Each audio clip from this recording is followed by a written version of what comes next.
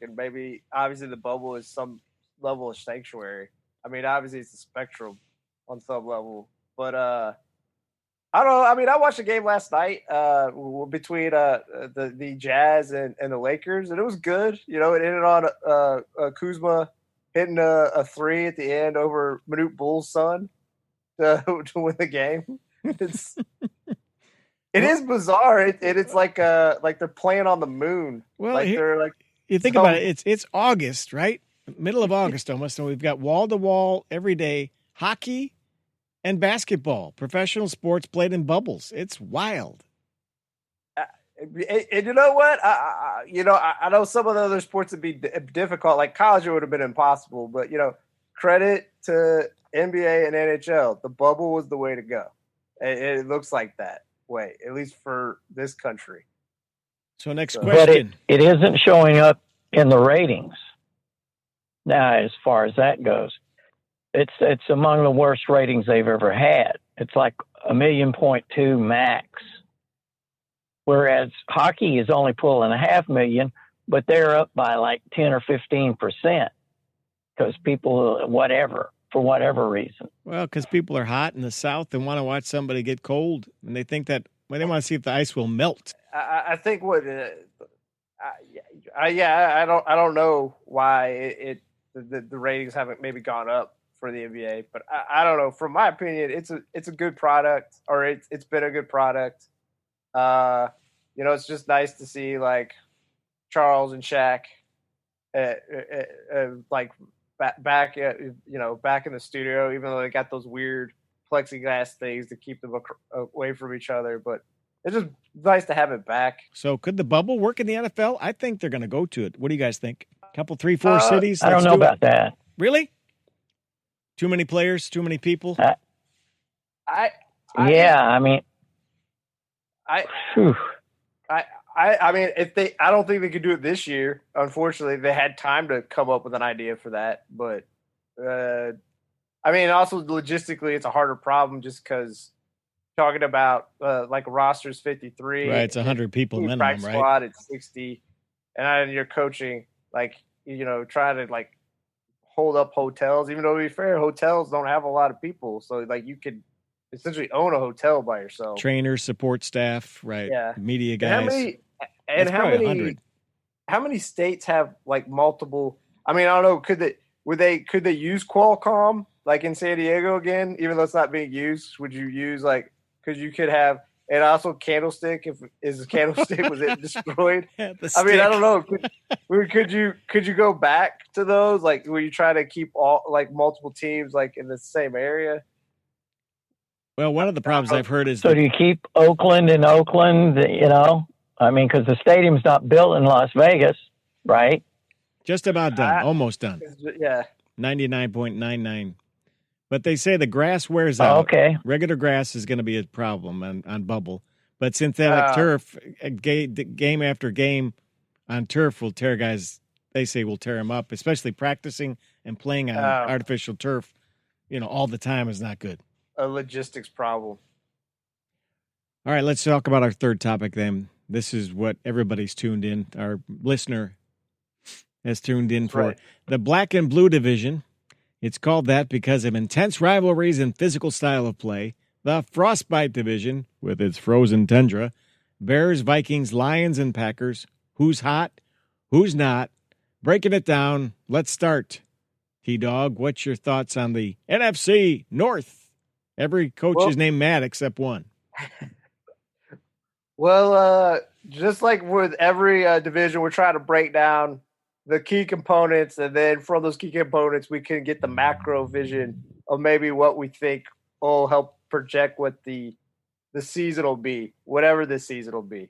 So first off, usually we always start with best coach. I'm asking you all, who do you all think the best coach is? I'd have to say LaFleur at this point. Okay, he's coached 16 games. Yeah, he's quite the guy, that one. I'm going Zimmer without question. Mike Zimmer. See, J-Boy and I are on the same page. I don't know how you can put anyone above Zimmer just for this reason. Like again, I'm not saying LaFleur won't be good, but it's one season. Matt Nagy, he's coached 2 years. He's looked kind of good 1 year and really bad maybe the second year. And then Patricia, I don't know what Patricia is at this point. Zimmer has a winning percentage of 59%. Since he took over, the Vikings defense and points allowed is in the top 10 except for the first year he was there, and they were ranked 11th. So Zimmer, I think, is the best coach. Well, I'll say this. He's a man that had some serious talent and did really nothing with it as far as seriously contending. But now this year, they've lost 4 Pro Bowl players on defense, and they got rid of Stephon Diggs for, I guess they're figuring Justin Jefferson will come in and be an all-pro right out of the box. And you know my feelings about Kirk Cousins. I know. You know, he's a bridesmaid. He's not a bride. They just gave him an extension, which I got to question the sanity on that. But anyway. That transitions nicely into, obviously we can tell Lugs is not going to say that the Vikings have the best offense. Who's got the best offense in the division? I'll let him take that one.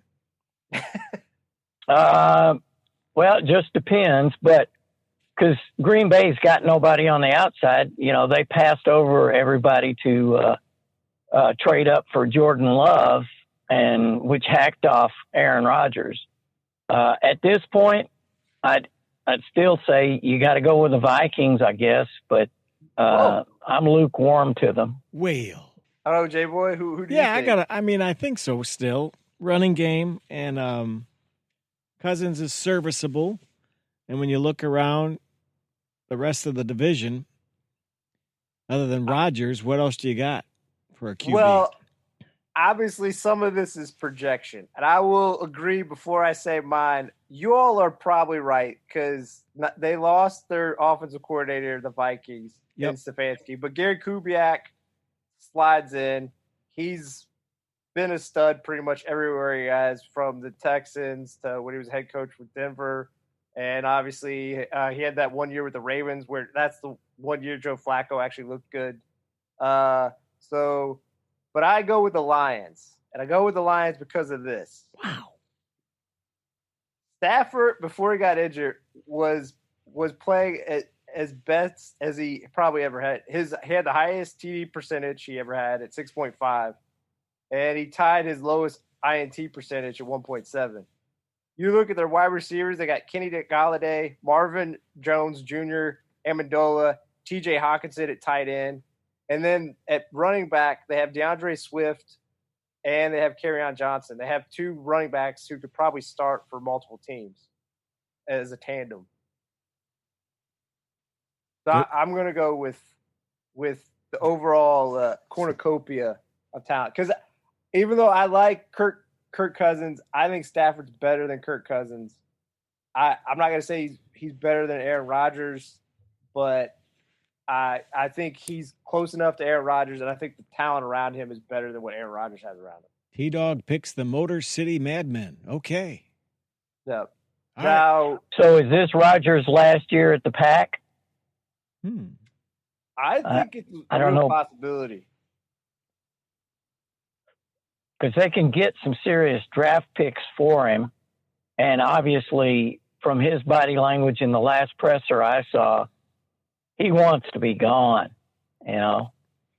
And if you could get him on a team, think about this.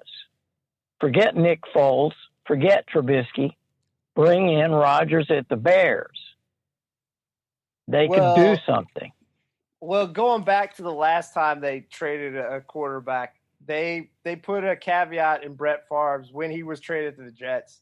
He could not be traded back to the North. So that's why he retired from the Jets. And then as a free agent, I believe that's how he got back into the North with the Vikings. Maybe I'm misremembering that. But let's try to stay on topic for this year before we project into the next year. We're looking at defense. Who has the best defense?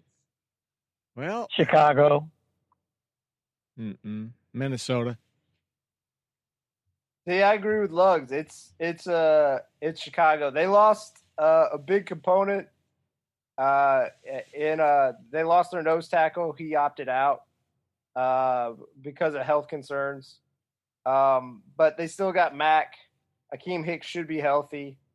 They brought in Robert Quinn, and if he played like he did last year, which can be up in the air, but the way he played last year for the Cowboys, he should give them a secondary pass rusher, which they did not have last year, and they still have Eddie Jackson, and they have talented linebackers. So I think they are. The main thing with Minnesota is Zimmer's a better coach than Pagano, I think, on defense. It's just that kind of what Lugs pointed at.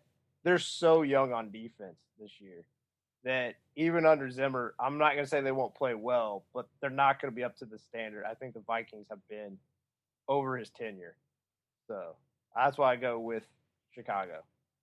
Chicago. So with that all being said, who wins the division? Woo! I don't know. Lugs, what say you? I'd have to go with the Pack. Everybody would. I mean, you just throw the cheese on the pile. I think I don't know. It's a toss-up. You win 9 games. I think you got this one this year. It's funny. I didn't give them the best coach with the Vikings. I gave offense to the Lions. I gave the defense to the Bears. I agree with Lugs though. I have the Packers win the division. I think Aaron Rodgers is going to be motivated. He's going to be razor sharp, and he's going to burn holes through people, and then the last person he's going to burn a hole in is Packers because he's like, I'm done with this. Find someone, trade me at the end of the year, regardless of what happens. So okay, yeah. I think it's pretty even. I think Pack 10-6. I think the Vikings maybe 9-7. Even money on the Lions, and unfortunately, I don't think the Bears will hit 500. So do you have any wild cards coming out of this division? Nope. I would say if anybody, it would be Detroit. You know what? Call me a homer. Call me a softie. I think Chicago will be a wild card. Now they might be the You're seventh. a softie and a homer. Yeah, they'll be the 7th seed, the newly created 7th seed. I'm not saying they're going to be great. That's right. We have a newly created 7th seed. Yeah, they're going to be the 7th. We're number 7. Is that like the 7th son? But here's my reasoning. Here's my reasoning. As great as Zimmer is, and Zimmer is great. If you look at his career as a head coach with the Vikings, every even numbered year they go either 8-8 or 7-9.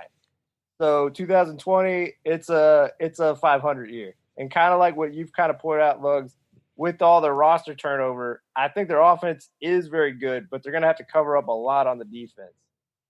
Detroit, I just think if they don't start hot, that team is going to turn on Patricia.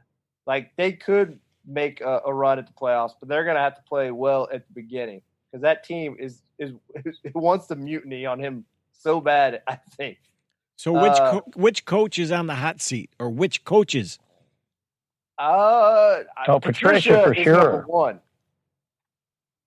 Well, would you agree? Patricia's number 1. And Nagy, and I'd say Nagy's number 2. This is year 3, right? Year 3? Yeah. No, I agree with you all. Like, I think Patricia is just like almost close to the sun, where I think Matt Nagy is in a house that is burning. Like there's only degrees difference. No, like to be fair to what you all said, Nagy's offense statistically was so poor last year.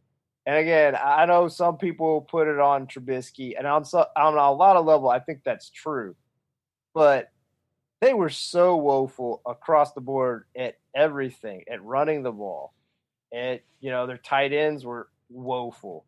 Outside of Allen Robinson, that whole offense was just junk, garbage, trash. Well, they didn't play to they didn't play to Trubisky's strengths. They didn't play to the run. They didn't play to anybody's strengths. It was like they were trying to force fit guys into an offense that those guys weren't designed for. I'm not impressed with Nagy. I think he needs to